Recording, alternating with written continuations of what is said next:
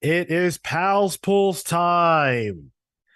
Tyler is here and he's making a funny face. I was trying to do Kermit energy, but I'm Right. not as gangly nor green. No, Yeah, no, not at all. I'm not green either, but I'm happy to be here and happy to be talking about some comics. We've got a lot more than five comics to talk about this week because it's Tyler and I. So we figure, we'll just talk about a whole bunch of books. we got a little more Um, time, a little less voices. yeah, Yeah, so we've got Batman 140. This is the second issue of the Mind Bomb arc. Crazy stuff. We're gonna be talking about Batman Santa Claus, Silent Night as well. That was on the poll. But whatever, we'll get to it. Transformers number 3, The Sacrificers number 5. I read it just because, and so I'll talk about it a little bit. Tyler, you had one you wanted to talk about too. Yeah. So I want to talk about Our Bones Dusts by Ben Stemek. That's another Image Comics book. Right. Yeah. Amazing Spider-Man. We're gonna get into the gang war stuff. The Sentry number 1 and Thunderbolts number 1. So we've got a full house tonight of books to review. Hopefully, you guys have had a chance to read your stuff, and we can just jump right into it. Let's start with Batman number 140. This is written by Chip Zdarsky with art by George Jimenez, colors by Tumu Moret, letters by Clayton Cowles. So this is really an interesting arc because it's Batman versus the Joker, but it's in a very different way than we've ever seen it before because it's not exactly Batman. We don't even know which version of the Joker this is. And it's also the Joker part of it is kind of a step back. It's almost the B plot of it Yeah, because that's not the main conflict we have here. right. And the main conflict is really happening inside the mind of Batman, where he's facing off with these various Zur-En-Arrhs. And I need to show off this panel because this is just unbelievable. So there's all these different Zur-En-Arrh Batman, and they are from the multiverse, and most, if not all of them, correspond to a version of Batman that we've seen before. And one of them is Michael Keaton's Batman, and his face, drawn by George Jimenez, is so fucking crazy. Like, look at his eyes; he looks so bugged out. Every time Jimenez draws the Michael Keaton Batman version, he looks like he was just came back from a coke bender. Yeah, It is horrifying. yeah, that was crazy. But otherwise, the art. I mean, not otherwise. That's great in and of itself. The art is tremendous. And it brings a weight to the story that I really appreciate. The art style dictates so much, and because of Jimenez's figure work that feels a little bit more true to form, if you will, and the more like grounded colors, this book has a gritty, lived in feel that works for the story that Chip's been telling. And I think it is Jimenez is kind of pulling back a bit um, in terms of like there's not too many crazy panel work here. Like the panel work's not crazy. Yeah. The like you said, the form isn't super crazy either. It's pretty much. I think when you have this many Batmen, you need to make the main continuity Batman as normal as possible, so the other ones Right. can then be weird. Right. And I think he accurately gets the vibe for each of these Batmen too. Yeah, absolutely. Just absolutely nails it. Like every time I look at that Keaton Batman, it's like that's who that is. Someone in the chat said that's the Let's Get Nuts version, and it absolutely is. Um, I really, really am invested in what Chip Zdarsky's doing. Like the way that the the war arc, the Gotham war arc ended aside, how that all went. I really like what Chip is digging into. Bringing Zur back has been so much fun. And he's getting to play with the idea of Bruce Wayne and Batman as separate entities now in an almost literal sense. And with the final page reveal in this, we're seeing how this is a grand plan. There is a plan here. Yeah. And I'm surprised I did not see that end coming. Like once it happened, I'm like, oh, that makes sense. I thought that was like, yeah, I felt that that was like where it had to be going, because at some point these two have to throw hands. You know, at some point Batman Physically. and Yeah. Zur have to be able to fight. So otherwise, this arc just has no payoff at all. You know, like, Yeah. Yeah. um, but yeah, this is great. I am loving this main story. Um, I haven't enjoyed reading the mainline Batman comic this much in a decade or more. So A decade, really? Oh, so a no, decade is. whoa, no, sorry, that's still in Scott Snyder Yeah, territory. yeah, yeah, yeah. So The COVID years didn't work that hard just yet. I mean, it was bad, but yeah, this is good Batman. This is what I expected Chip's Batman to be like, and I mean that in a good way. Um, he's really kind of getting to the core of who Batman is and who yeah, Bruce is, and I like that kind of deep dive into a character and his psyche, in a way that's it's not every Batman writer tries to do that in some sense, but I like how Chip's making Batman be his own worst enemy, which is the right way, I think, to write Batman because he kind of is. yeah. It's all very interesting the way he's mining this character. I'm loving it. What do you think about his version of the Joker? I don't feel like we're getting enough yet. Like there's this is kind of like it feels like an appetizer to a bigger Joker story, which I feel like we're getting because we're getting that Joker year one coming up. So whatever, we had a bit of a Killing Joke scene here at the end too, where like something happens to the Joker, we don't really know. Right. Um, is it up to interpretation, or will Chip show us? I mean, Chip usually gets back to things that he's written about pretty quickly. So I like this a lot. Yeah. I like the fact that the Joker is always one step ahead of either version of Batman. Like he just kind of knows how to maneuver around Batman. You know, there's always the question of does the Joker know? Does he not know? And we got a pretty clear and definitive answer here. And the fact that he does know who Batman is, and he seems to know even about Zur on some level, or at least the idea of that, he's prepared for it all, just like Batman's prepared for everything. So it's cool to watch them fight each other knowing that. I will say, Jorge Jimenez's Joker is, I think, amazing. There's a gross lankiness to him. He's scrawny. He's not like ripped or anything like that, and he almost looks like he's running around like Shaggy from Scooby Doo most of this issue. Like just the running poses that Jimenez took, I can almost see it right off a Scooby Doo, a cell, where it's kind of goofy, and that makes him scarier in some ways. Yeah, yeah.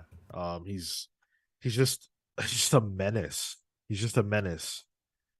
I love the Joker when he's like this, highly dangerous and threatening, but still comical on some level. Um, I know what people mean when they say that they're Jokered out. I've never really been quite there, but this is probably some of the better Joker that I've read in recent memory, at the very least. And everyone knows that at least my cousin read a lot of Joker. Um, so at least he's got opinions on that. That Joker was good. Yeah, yeah, it was. Not that I would know. Paul thought this was real good. It's a pull for me. Are you? Go ahead. I'm just reading it. So there seems to be like most of the chat is not so hot on this, is what I'm gathering. Is it? Yeah, from what I'm getting is that the people are seeing that feeling that Chip's Batman is a little inconsistent, I think. Columbo says Zdarsky will go from one banger arc to either a frustrating mess of an arc or an absolute snoozer, and the oscillation is just too much for me. I can understand that. I think Gotham War was an unfortunate speed bump that I don't honestly believe was what Chip would have wanted to do. I know that there was some desire to work with Teeny and maybe do something with that, but I think um, why would a writer want to tell a story that gets undercut by just having to throw a villain in and not resolve the central conflict? It feels like one of those things they were forced to do rather than something they wanted to do. At least in Narratively, it that way. doesn't fit in his arc, and he has not referenced really anything since. Yeah, all it did was alienate him from the family. And I, again, like as I've said many times, I think there were a lot of ways to do that. And maybe you could still do a Gotham War type of story, but I don't think it needed to be an event, and I don't think it needed to have Vandal Savage in it. So, but if you remove that from the equation, this has been pretty solid. I agree. I agree. We like to think our podcast is pretty solid, and if you agree, there are a lot of ways you can support us. Patreon.com/the Comics Pals is where we like to give you the best bang for your buck. We appreciate everybody that is subscribed over there. There's a lot of tiers that we have with a lot of cool stuff that we're offering. So check that out, and hopefully you decide to join us on that side of things. Also, thank you to all of our channel members. You guys rock. We love to see those green names in the chat every single week. Thank you so much. If you want to join, just click the join button on our YouTube channel, Patreon or YouTube.com/the Comics Pals. Click on the join button on this very video if you are watching us on YouTube. If you want to watch this show live, you can do that every single Thursday at 6 p.m. Eastern. Saturdays at 10:15 a.m. Eastern for the main show. There's a video that's been circulating this week of a comic shop owner who's had a lot of interesting things to say about the industry. It lines up pretty nicely with what we've been talking about on the show. So we will have thoughts on that for sure. So we're not talking George Santos's comic book tastes? We might. We might. Don't want to put that on the thumbnail, though. No. Well, no. They'll just think it's me. It's fine. Yeah. Vote in the listener pick poll every single Friday on youtube.com/the Comics Pals under the community tab. We love to see you guys vote, and you get to pick a book for us to review, which we will be getting to a little bit later. For now, though, let's jump into Transformers number 3. Oh, or no, I'm sorry. It's because I didn't physically buy it. Yep. Batman, Santa Claus, Silent Night, number 1 is what we're gonna get into now. This is by Jeff Parker. Jeff Parker. Okay. I got it. There you go. Jeff Parker with art by Mikel Bandini, colors by Alex Sinclair, letters by Pat Brousseau. I haven't read anything by Parker, I feel like, in quite some time. Dude, when I saw Jeff Parker's name on this, I was like, hell yeah. I'm a big Jeff Parker mark. He's written some of my favorite runs of things. His Aquaman run is, sorry, Jeff Johns, but I think Jeff Parker's Aquaman run is fantastic. Yeah. I think Jeff Parker's Thunderbolts run also really good. And I don't think I've seen him on a Batman story in a while. Yeah, certainly not any that I can think of. Typically this is the kind of comic that I sort of try to avoid. I just really don't care for crossovers of this nature. Like I'll pick up a couple of issues of like a Batman TMNT type of thing, and that was fun. But I try to avoid things like this. We did have Atomic Hound request that we review this book, and so we figured why not. And you know what? It's fun. It's fun. I think that it is wordy. I found that there was just like a lot of backstory and trying to explain a lot of stuff that I really didn't care about. I feel like the coolest thing that we're gonna see is Santa as basically a vampire slayer riding a reindeer. That's cool as hell. Let's focus on that. Let's do that. See, I actually like the wordiness of it because it was kind of telling the tale of Santa Claus, and there's so many iterations in mythology of who Santa Claus is, and this was kind of cementing its choice into which Santa Claus it was. And I kind of like that. It is wordy. He is, it's about as long as Santa's list, but it is, I didn't hate it. Didn't it? Because normally I don't like it. Yeah. It rest assured though, that aside, this is a fun wacky comic. There's really nothing like bad about it. Outside of what I felt was just like too much ancillary stuff. But seeing seeing flying vampires get impaled by reindeer horns is not something that I expected to see this year. My question in this is, what made Jeff Parker choose Prancer as to be the lone reindeer in this out of all of them? I don't know. I'm, Look I'm at more that. yeah, Atomic Hound with very. a huge $20 super chat. Thank you so much. That is awesome. We appreciate you for that. You are the man. And Atomic Hound says, thanks for the bonus content. You are super welcome. Thank you. Atomic Eye, I do want to know what reindeer you would pick, though. That's my only question. But the Michelle Bandini art, I'm familiar with the name. I can't put my finger on where I've seen him. We've seen Bandini on a few things. I X-Men, can't. it feels Yeah. like. Yeah. Um, Um, I liked it. it's good. There's a certain sheen to it, Mm-hmm. which I think is, it's just that doesn't work for me. When you say sheen, I mean I think this might be an Alex Sinclair thing, Yeah, it specifically. could be too. It could be because I do feel that way about Sinclair. Often I feel, but the figure work is real strong. I agree, and I think I think it might be a Dan Mora designed Santa Claus, if I'm Oh, correct on really? that, because Dan Mora did do the cover, and there is an alternate cover that's like almost like a character design sheet by Dan Mora. So the goat Dan Mora strikes again. But there's that one bit in this with Damian Wayne and him trying to come to terms with the fact that Bruce had always told him Santa Claus is real, and he just thought he was just being a good dad about it. Right. But it's like, no, the Bruce hung out with Santa Claus. This is another one of those people that taught Batman things before he was Batman. That list will never end, will it? No, it will Yeah. really. It never will. I mean, we just had one Yeah. in Batman that we just talked about. So it's ridiculous. Um, yeah, this was very fun. This was very fun. I didn't realize that this was going to be a multiple issue thing. So I was like, okay, but like halfway in, I was like, okay, whatever. Like they're going to save the day and that's going to be that. I didn't realize there was going to be more.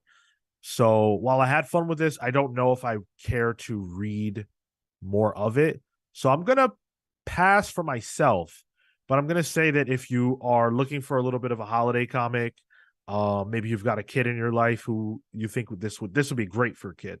Um, it's very fun. I can't say that enough.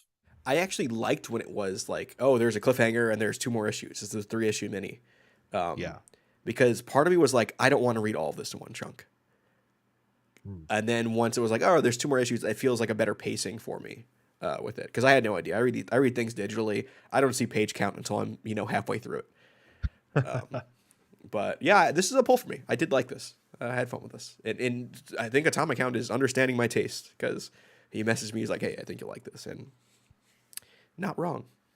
Yeah. Well, Atomic Count in general has good taste. We know that. So let's talk about Transformers number 3.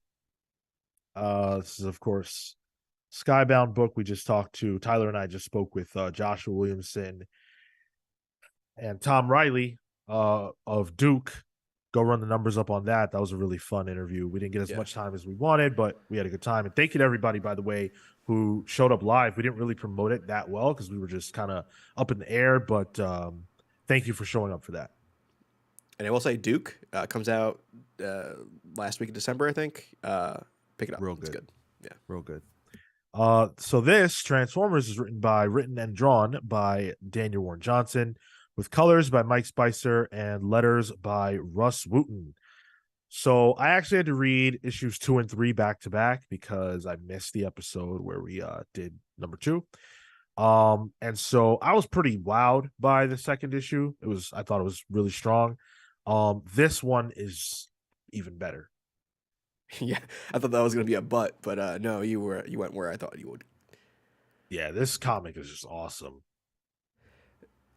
I It's just don't nonstop know. badass. I don't know how Daniel Warren Johnson does it. So when we were at the Energon panel at New York Comic Con, he mentioned that one of the things that he wants to do with this book is kind of rip your heart out constantly. And spoiler for issue 1 if you haven't read it yet, he kills Bumblebee pretty handily right away, like a headshot while he's not even awake yet. And his whole thing was that he said it was like, yeah, I have free roam to do whatever I want here. So expect heartbreak, essentially. Yeah. And this book is bringing it. Because with this issue, I don't feel like anyone's safe at all. Right. I mean, to me, the only person who's safe is and won't die is probably Optimus. Even then, the close call we get in here, I was like, will he? Will he do it? You know? I don't know if Hasbro's with it, man. Sure. I don't know. But they got me a little bit. I was worked a little bit to use a word that Daniel Warren Johnson probably enjoy. Well, Daniel Warren Johnson is doing some great work in this comic book. What I continue to be thankful for with this Energon universe stuff is that we're not just getting, toys smashing together. We're getting story, and these are characters that, we are being introduced to. And, we always hated in the Transformers movies when the humans are, the drivers of the story and all that jazz. And that is very annoying. But I think in this case, Daniel Warren Johnson does a good job of balancing it, B, making the Transformers center stage always, but C, giving the humans meaningful things to do that don't feel stupid or centering them too much. And I think it's a smart thing too to make the humans the POV character because Transformers are so alien. Right. And this is also a book that's supposed to be able to get people who are new to Transformers into this world. And then I also think with that, it's a POV. It's almost like a mirror to how Optimus and the Transformers feel, because they're also learning about humanity here, and so you can sort of see them slowly kind of garner an appreciation for humanity and Earth, which then leads to really messed up stuff that happens in this. Yeah, absolutely. The glee with which the Decepticons kill humans in this series and just do violence in general is really, like, it's horrible, but it's also kind of funny. It's like when you play Warcraft and you just go around killing all the low level stuff, Wow. Yeah. Right. Yeah. Like they kind of just get off on it. Like it's just a fun time. What it reminds me of is when you play the video game Rampage, and you can just like literally, you never played that game? With the monsters, the big monsters. The monsters, yeah. You can literally, you're walking around, you're Godzilla. You're not literally Godzilla, but you're Godzilla stand-in, a King Kong stand-in, a giant rat, and you can kick civilians and kill them. You can destroy buildings. Which Rampage were you playing? I played most of them. Rampage, World Tour. I only played the original arcade cabinet one. I don't even know if I did play that one. Oh, yeah, you just go up a tower and you break stuff. It's just very one tower. You're going up it and going down it, and it's fun, but it's not as cool as you made it just sound. Because you didn't play the versions that I played. No. You got to get that, bro. Yeah. That's a lot of fun. And this made me think of that because of the glee that the Decepticons have. And but also, like, it's not just the villains getting to do cool stuff. The heroes get to be cool too. I mean, my God, Optimus Prime is one of the most badass characters out. Look at this double page spread. Look at that. It's Optimus saving one of the humans in the book by literally ramming himself as a truck into one of the Decepticons. I've never seen that I can recall Optimus do that. That was super cool. And it's drawn in a way that I would not be surprised if Daniel Warren Johnson was going for a spear. Interesting. Yeah, sure. Because it's I can see it. Because someone gets, a roundhouse kicked in this. Someone gets hit with a Death Valley driver in this. Like, there's still wrestling moves in it. So you can see where the influence is for Johnson. But once I saw that Optimus driving into, I think it's Warp Star, Warp Scream, I don't know, Star Warp. Once you see him do that, it's just like, oh, okay, yeah, I can see the influence. Yeah. And I love the wrestling influence. It's so much fun. It remains an endless treat for wrestling fans. And I wonder, like, if you're not a wrestling fan, you see Optimus Prime doing these wrestling moves. Do you even clock it as such? Do you gloss over that? Like, what does a person who's not a wrestling fan make of that? It's a good point because I think it's still realistic, you know. Well, realistic in the sense that this is giant robots Sure. fighting each other, but it makes sense in terms of like, oh, this thing will cause damage at least. Yeah. I also kind of like how the humans are all intent on not understanding what's going on here at all. Like they're just treating these, which to be fair, if we saw giant robots running around, we would not react well. But they're just shooting at everything. And Dude, and Optimus and that other dude are like, wait, we're here to help, and they're just not having it. poor Cliff Jumper gets shot multiple times in this when he's just trying to help, and he's like a Yeah, relatively smaller transformer too. So he's just trying his best right now. this is great comics. It It's so really good. is. Yeah. I don't know if it Um, was close to be my pick of the week. It's not quite, but it was close. I'm not sure what my pick of the week is yet. I'm going to be honest with you. Okay. Mine might be But surprising. Yeah. right now, as far as we've gotten, I think I would say Transformers, but I've got another one that I really liked. Uh, you want to do yours first? Yeah, I have yours up next on the All slides right, if that cool. helps. Yeah. So let's talk The Sacrificers, number 5. This is by Rick Remender, Max Fiumara, Dave McGagg, and Russ Wooten. You know the creative team by now. I didn't intend on reviewing this today, but Sultan of Swing in our Discord server made the request, and I said, you know what? I love this comic book, so why not? And I'm glad I did because it remains fantastic.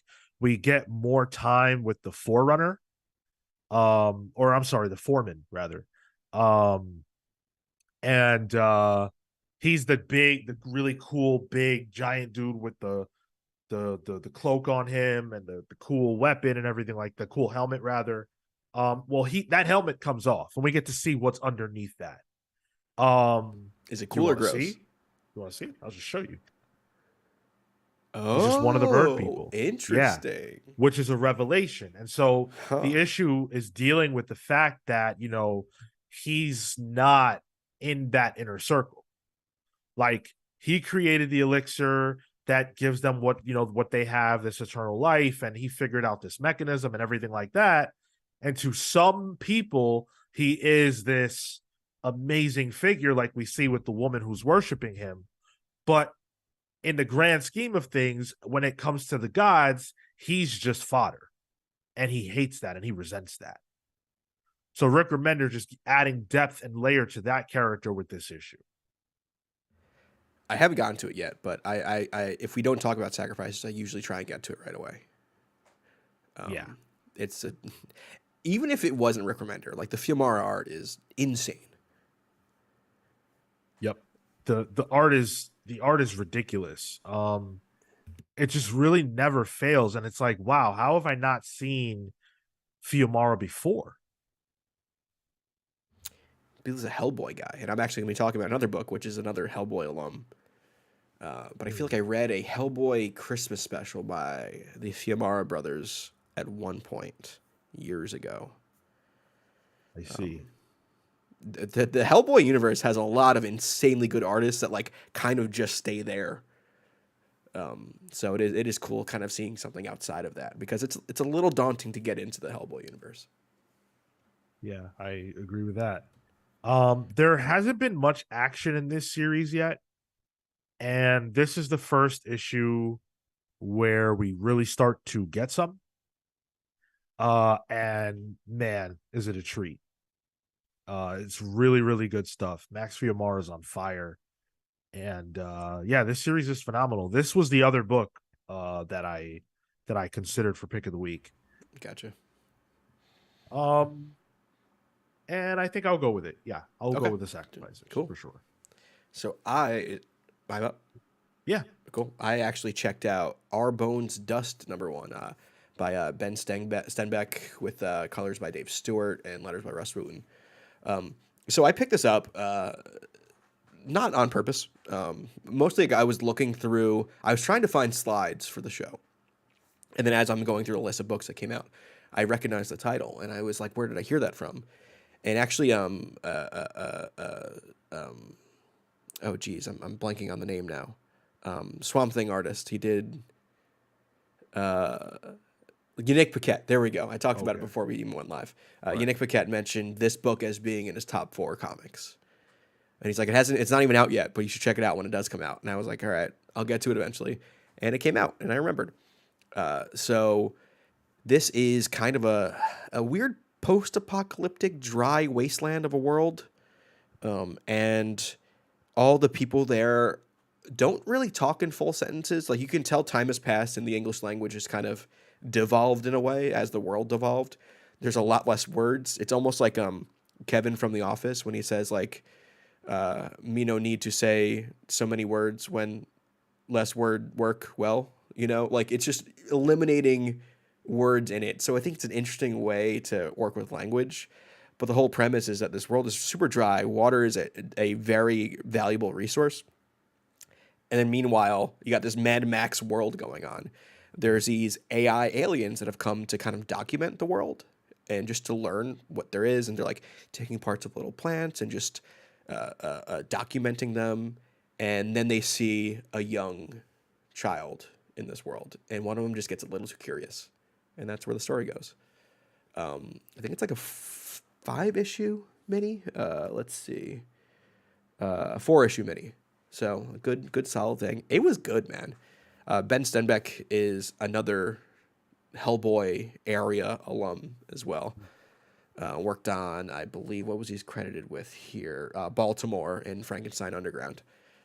That kind of stuff. And Paquette was not wrong. This was pretty damn good.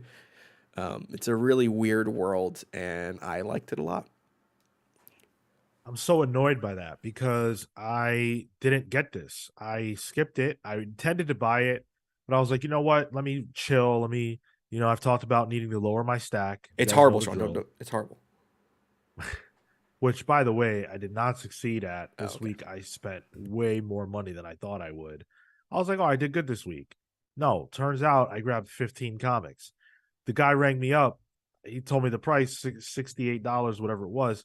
And I was like, that's how much it costs for this stack? And he's like, yeah. And I was staring at the receipt, really perplexed by that. And I was going over the numbers and trying to figure out how that could have been possible. And then I realized, wait, comic books don't cost $2. Yep. Like they're at least on average $4. So if I bought 15, then it makes sense. It's not girl math. It's comic book fan math. It's just a little outdated, the math. Yeah, I don't think I'd be able to do the mental math of it either. It's insane. Yeah, absolutely insane. You know what else is insane? The world of gang war that's going on right now in Marvel Comics. This cover's insane, right? So this is a Ramita cover. I'll get to the rest of the creative team. And I just have to point out right away, right, with Sure. this cover. Yeah. So She-Hulk is one of the strongest characters in Marvel. And, she is a Hulk, right? We know Hulk's the strongest one there is. Why does she have her hands wrapped in metal chain link, I think it's supposed to be barbed wire.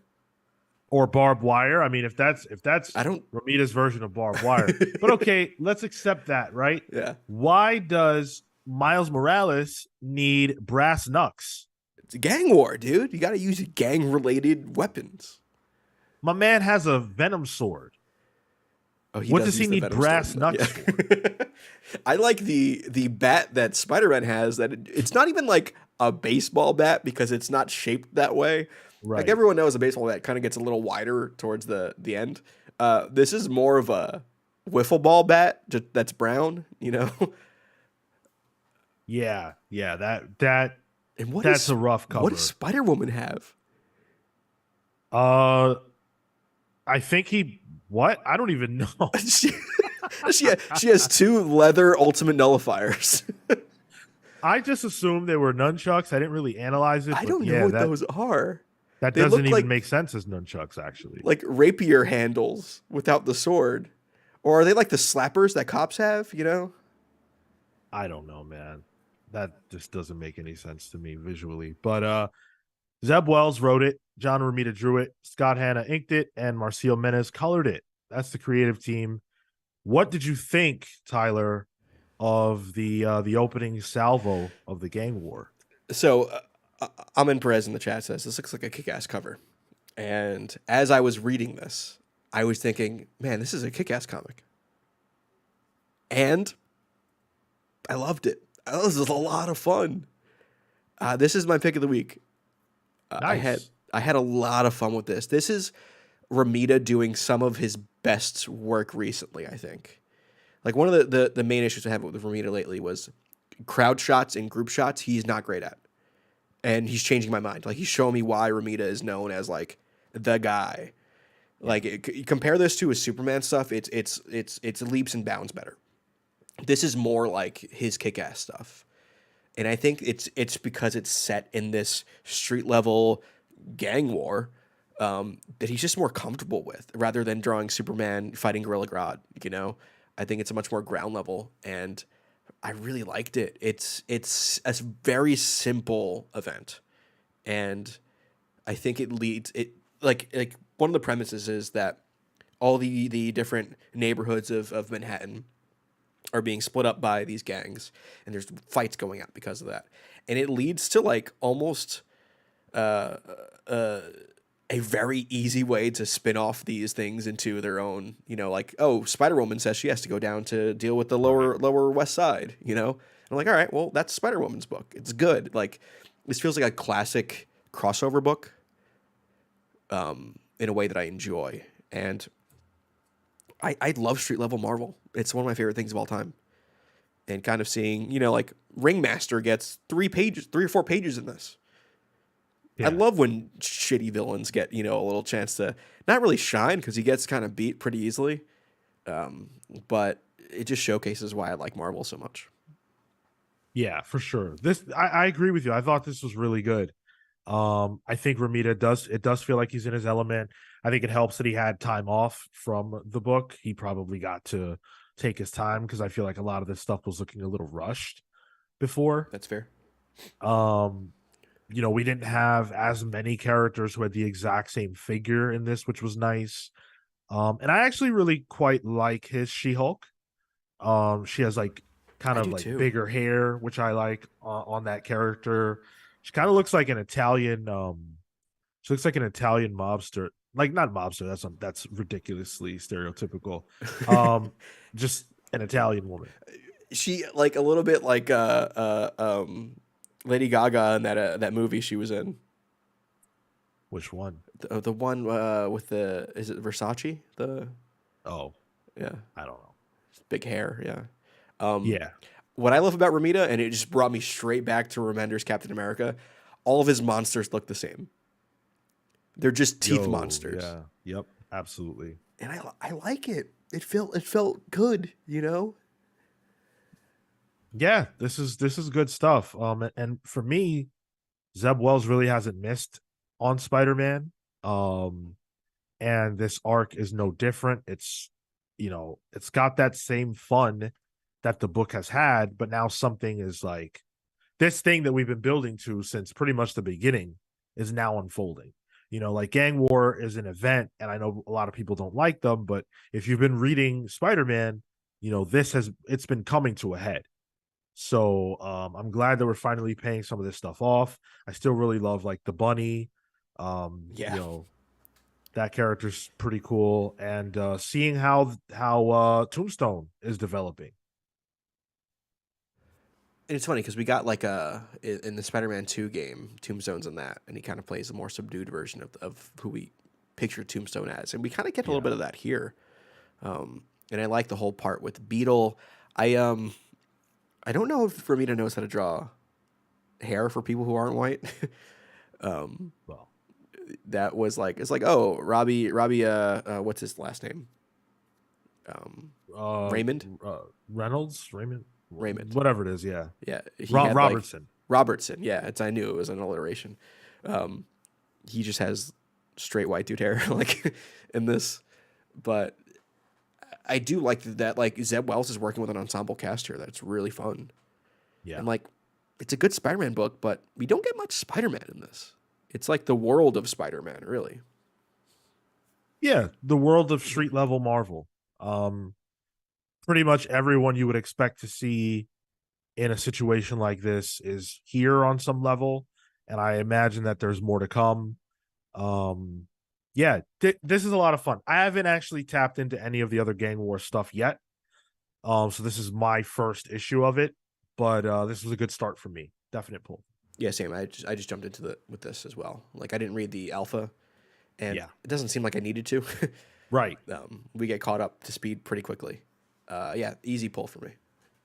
Yeah, those things are just so ancillary, dude. Like we're long past the days, I feel, of those kinds of issues Yeah. really feeling relevant. Like what happened in it? The Madam Mask Hammerhead altercation happened, I guess. Yeah. Yeah, which we get an echo of in this. Love Madam Mask, by the way. Dude, same. I'm a big Madam Mask fan. Yeah. Yeah, I really, really enjoyed I forget what the creative team was. It might have been during Fraction's run of Iron Man, where she popped up. Yeah. Yeah. That was She's good also the main antagonist of Kelly Thompson's Hawkeye.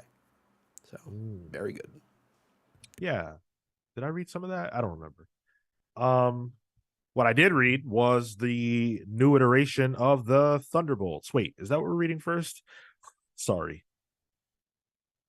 Yeah, yeah, Yeah, yeah, you're right. yeah. Right. Okay. Yeah.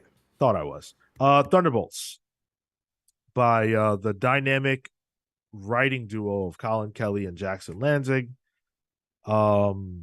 With art by Geraldo Borges, colors by Arthur Hesley, and letters by Joe Sabino. So I'm not really hot on the dynamic writing duo coming off of Outsiders, which I know, definitely there were people that enjoyed it for sure, but that wasn't for me. I missed it. I didn't even check it out yet. So Yeah. So coming into this, I was a little bit like, I don't know, but this was okay. This was okay. It's got the MCU connections, which I find to be grating, quite frankly. I love the MCU as much as anybody, but I like the comics to be a separate thing. So like when I see Red Guardian popping up and mentions of White Widow, and of course, the team resembles the Thunderbolts team that we're getting in the movie. That I don't love. I don't love to see that. And the reason for their formation and why they're called the Thunderbolts is just very contrived. The same way that the Outsiders and why they were called the Outsiders and all of that was very contrived. But that's not to say that there's not good work here. I think that there is solid work. The art's really strong for the most part. And I like what the story is. They're after the Red Skull, and that's all very compelling, and I get, whatever. But this feels like been there, done that, and I'm just not sure why I need to read this. yeah, this is it feels like a direct continuation of their Captain America run, which had Bucky, like the Winter Soldier, as almost a weird antagonist to Steve, where he kind of finds this society that controls everything, and takes over it and destroys it. And now this is the fallout of that, and I like their Bucky. I think they write a fun Bucky that's very much a force of nature. Yeah. And I agree with you. It's a little contrived, the whole like, oh, this is the Thunderbolts. I think the only thing is that like Winter Soldier has been a Thunderbolt before. So there is one foot in a possibility where this might be a thing he does. It still feels off. Yeah. But it is what it is. And this isn't the Thunderbolts that I like. I like a government-controlled Thunderbolts that is just... It's honestly one of my like cup of teas. It's one of my favorite things. So I wasn't too hot on the concept. That being said, I think the actual execution of this is really good. It's a fun opening issue because the opening issue is like, hey, we're gonna go kill the Red Skull, and like that conflict happens in this issue. You get everything. We get a good introduction to a majority of the team. I like how Sharon is the current destroyer. I like that she finally has a friggin' code name. And it's one that follows Captain America's history. Yeah, I thought this was pretty fun, and I think it rights a wrong that's been a problem with Marvel Comics for a long time, and that's what is the status of the Red Skull. Like, when has that been addressed? It's God, please. I don't I even want know. to think about that. Yeah. Like when they were calling him Luke, and I'm like, wait a second. Okay, so it's the same guy from the Captain America run from Ed Brubaker. Oh my God. Yeah, it's been up in the air for that long. Like, it's Yeah. Red Skull's consciousness in Lucan's body, which is like, I think the last person to touch it was Remender during Uncanny. Mm, right. Yeah, because that was Yeah. the last time that the Red Skull was really Yep. dealt with in that way, to my recollection. To be fair, I've missed some of the like Cap stuff more recently, so I don't know if he came up, but A couple times, yeah. yeah. Um, I don't know, man. I don't know. There are a lot of people right now talking about you know, creating comics that feel like they need to exist. And this feels like it needs to exist because of the connection to the movies and for no other reason. Yeah. And that's so frustrating. As an individual issue, you know what? Good stuff. And I actually would have preferred if maybe this was, and I shouldn't say preferred, but I'd be interested if this was an ongoing story in which the mission was to take out the Red Skull. But we got something good here, and it's a complete circle. So I feel like I'm good.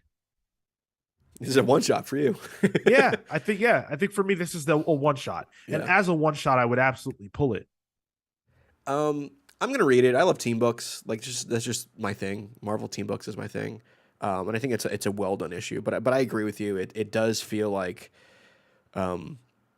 this book was like, hey, we need a Thunderbolts book to come out with the Winter Soldier, who has pitches for it. And these guys came out with a good pitch, and I think this is a fine story.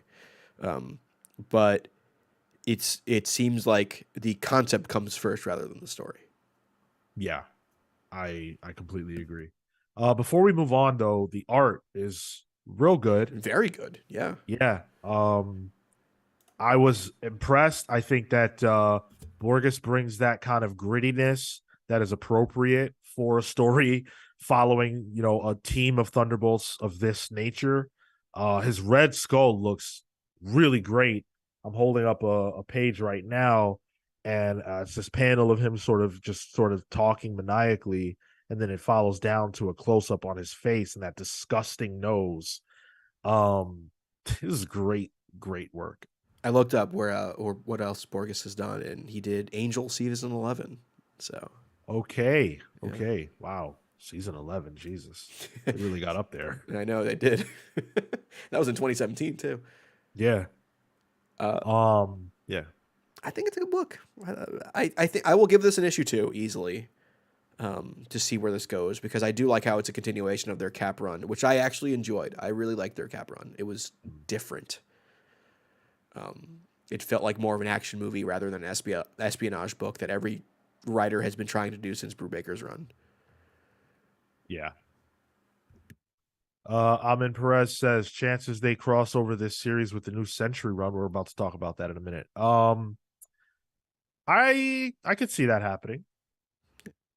It's Marvel. If they can cross over something and it makes sense and they think they can sell stuff, they're going to do it. Yeah. Yeah, absolutely. Thunderbolts is a Marvel area that I have little to no knowledge of. I know of the runs, but I've rarely ever picked up the series. I mean, I've probably picked up 2 Thunderbolts series that I can think of. The obvious Warren Ellis run that Tyler and I, love so much. And then I want to say there was like, am I crazy, Tyler? Like a Jeff Parker. The Jeff Parker one's really fun. It's Okay, a huge cast. Yeah. And you start feeling for the Juggernaut, like, as a sympathetic character. Jeff Parker's feels a lot like Secret Six almost. So I recommend the Jeff Parker one too. Yeah. Yeah, and the concept is pretty simple, right? But I feel like just like the other book that Marvel recently put out that had a wrong name, or they took a name and they used it for something that wasn't appropriate. Hawkeye was leading a team. Thunderbolts. That was Thunderbolts too. That was also Thunderbolts. Jesus Christ, man. Yeah, they've kind of really gotten away from what Thunderbolts should be. Yeah. That's so. It needs to be villains that are forced to do good, and then you get to learn which ones actually stick with it. Like, there's a reason why put the George Perez Songbird variant cover on the stream. It's because that's one of those characters that was a bad person that learned Yeah. to do good, and that's what I liked about it. All right. Well, Tyler, as the biggest Sentry fan other than myself that I know, I want to ask you what you thought about this one because so first of all, it's written by Jason Liu with art by Luigi Zagaria, with colors by Arthur Hesley and letters by Joe Caramagna. Um, I didn't know what this was going to be, and I'm very interested to hear your thoughts. Take it away. You put me on the spot because I know what you thought about this. um, I didn't like it. It was not for me. The Sentry for me is not the power set. The Sentry for me is Robert Reynolds and his story and his kind of journey with mental illness and it being kind of an allegory for that. And this kind of takes the idea of the Sentry, reduces it to a power set that then gets spread out between a whole bunch of people. It's not to say that it can't be a good story, but it's not what I wanted. I'm going to give it an issue 2, but this isn't... Because I read the solicitation, I knew what the story was going to be.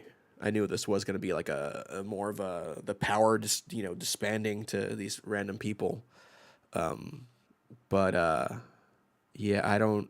Yeah. So Amin Perez says I'm going to put my boomer hat on. Sentry is not a legacy character. I kind of agree with that. Sentry is not the character either. It's Robert Reynolds that's the character in my opinion. Yeah, I wasn't too hot on this, to be honest. All right. I'm gonna get on my soapbox. Please do, gladly. Because this is what I really, really don't like in superhero comics, where it's like, hey, there's a character that we don't know what to do with. So we're gonna just destroy the legacy of that, right?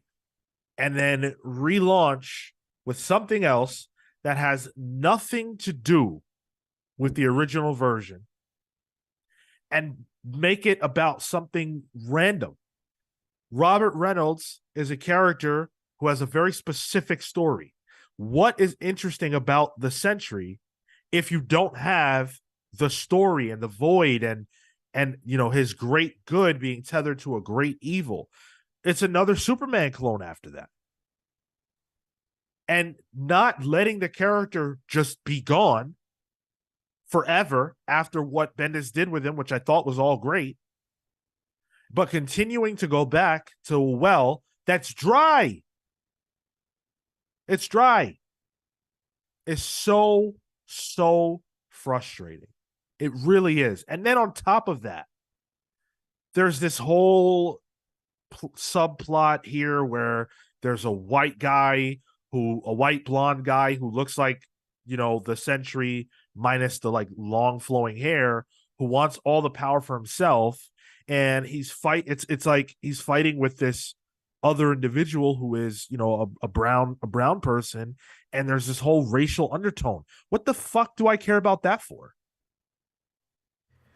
That was so like just ham-fisted, and it just like came out of nowhere. Yeah. It's just weird, man. It's just weird. Like, I don't want this. I think ham-fisted is the good word for it. Like, because I don't even think the well is dry with the concept of Robert Reynolds with the Sentry. Jeff Lemire did a book in 2018 with Kim Jacinto that reinvigorated the character, in my opinion. I thought it was a great like 5-issue mini that really worked with that idea, but it was Robert Reynolds, and I think that's where Misty Knight was also in that. And this is somehow at the same time a Jessica Jones Misty Knight book, which I wasn't expecting. That's the part that I didn't see coming. I knew what the concept was, but I didn't know that this was going to be a fucking Jessica Jones Misty Knight vehicle. Like, what? Yeah. What? Which I'm fine with that being a book. Like, if you want to make a Daughters of the Dragon or a Heroes for Hire and make it, Jessica Jones and Misty Knight, I'm all for it. But I don't think the Sentry works without the Void. Like, that it is a yin and yang. And this book just treats the Sentry as a Superman power set and people getting individual powers from that. And yeah, I was not into it. I'm not a fan of it. And it's literally, and this is the other thing that's so upsetting, is that it's literally only because that's the character that what's his name is going to Stephen be Yoon playing. is probably Yeah, that playing. Stephen Yeah. Yeun's going to be playing. That's the only reason that this is happening. And that's so frustrating because this is a character who now will probably be erased. Like we might not get Robert Reynolds back. And maybe this new Sentry that we're getting in the MCU becomes the Sentry. And if that character doesn't have the void attached to it, then what's the point? Then that's Hyperion, like Right. who exists already. Yeah, I'm with you on this. I think you and I are Sentry diehards, and it's a bummer. It's a big bummer. In like, Yeah. this I could gave be up. this could be Go ahead. this could be a decent book if it just wasn't the Sentry. I don't know if I'm being stuck on that part, but this idea that there is this superpower that's been distributed to all these different people, and there's one of them who just happens to be a bad person that's trying to take it all for themselves, I think works in concept.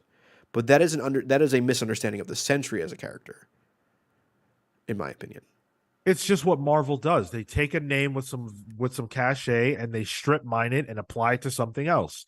They've been doing this nonstop. I mean, my God, just look at the MCU. It's full of that. And now in the comics, I mean, we just talked about the Thunderbolts and how that name basically means nothing. And now here we have it again with the Sentry. There's no point to the Sentry character without the void. It's literally pointless. Call it something else and move on, or don't do it. But that's just me as a big fan of the character. I know how I sound right now, but that's how I really feel because I love this character. Not what they're trying to pass off, not the moniker, not the legacy idea of it, the actual original character.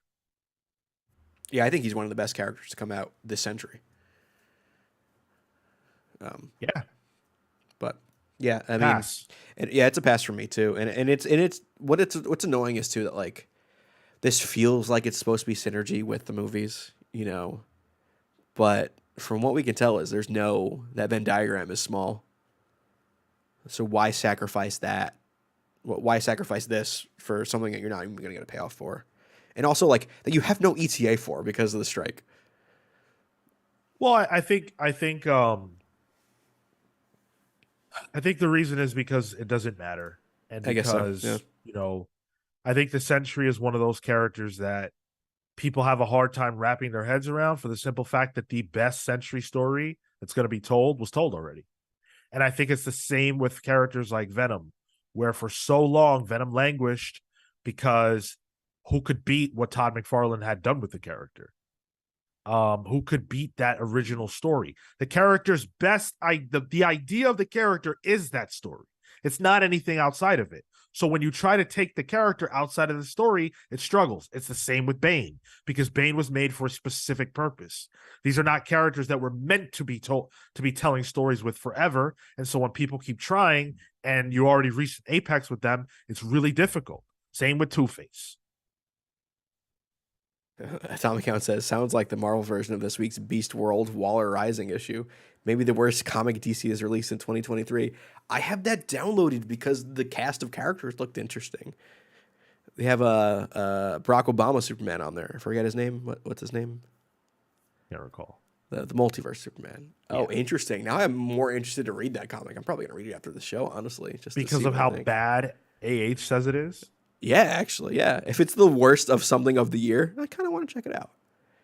Okay. You never see like worst movie of the year, and you're like, maybe I'll check it out. I have literally never done that, Tyler. Oh, I'm a masochist then. I like bad stuff. That I know. That I definitely know.